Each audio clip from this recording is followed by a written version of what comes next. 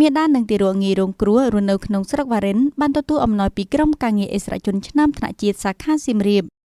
នៅព្រឹកថ្ងៃទី21ខែឧសភាឆ្នាំ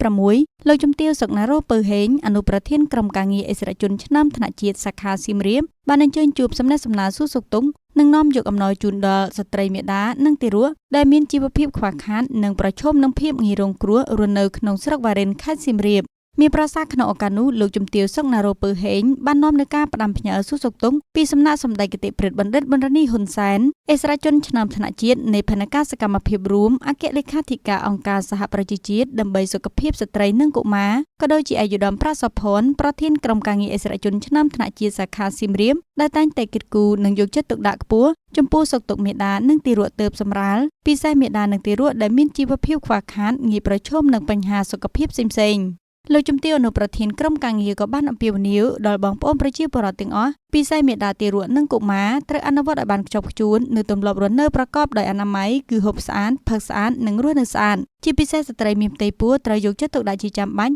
ដោយត្រូវទៅទទួលការពិនិត្យផ្ទៃពោះឲ្យបានយ៉ាងតិច4ដងនិងទទួលថ្នាំបង្ការជំងឺតេតាណូសតាមការកំណត់ត្រូវយល់ដឹងនិងសម្គាល់ឲ្យច្បាស់ពីសញ្ញាគ្រោះថ្នាក់ដល់សុខភាពម្ដាយនិងទារកក្នុងផ្ទៃដូចជាការធ្លាក់ឈាមឈឺក្បាលងងឹតមុខនិងស្រវាំងភ្នែកជាដើមត្រូវចេះតាមដានការលូតលាស់របស់កូនដោយយកចិត្តទុកដាក់លើចលនារបស់ទារកនៅក្នុងផ្ទៃមិនត្រូវធ្វើការធ្ងន់ធ្ងរឡើយត្រូវព្យាយាមសម្រាកឲ្យបានច្រើននិងរស់នៅក្នុងកន្លែងដែលមានខ្យល់អាកាសបរិសុទ្ធនិងដែលខាត់មិនត្រូវប្រើប្រាស់ថ្នាំផ្ដេសផ្ដាសដោយគ្មានវិជ្ជាបញ្ជាមិនជក់បារីមិនសេពគ្រឿងស្រវឹងឬសារធាតុញៀនផ្សេងៗឡើយ